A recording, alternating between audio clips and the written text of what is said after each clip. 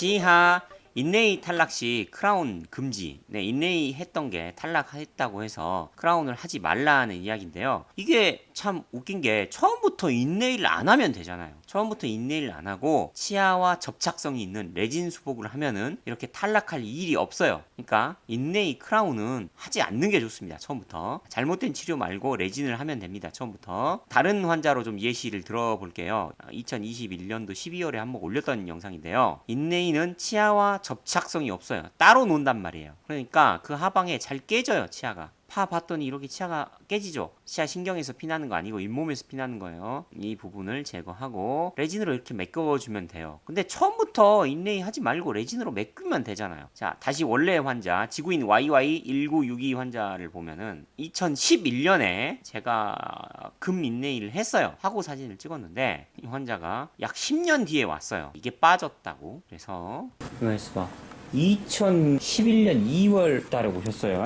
예. 10년 전에. 정확히 10년 하고 7개월 전에. 여보세요. 여기 이제 골드 있네. 부분 금리 한 개. 여기가.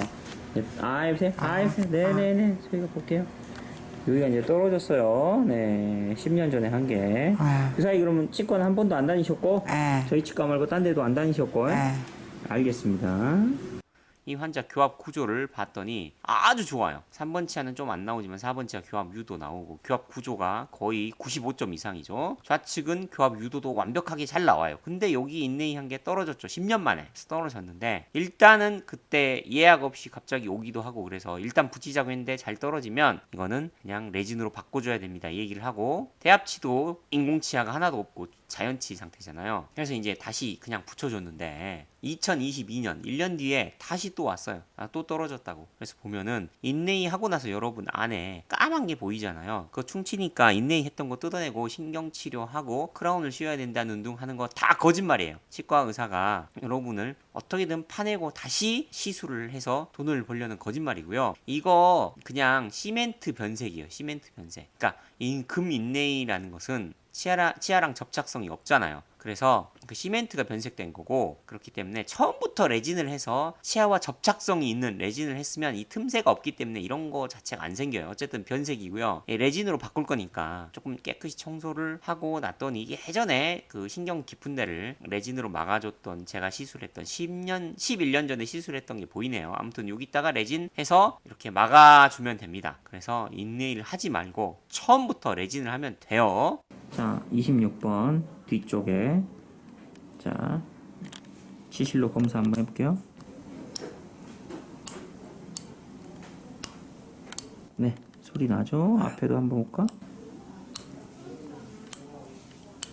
됐어요.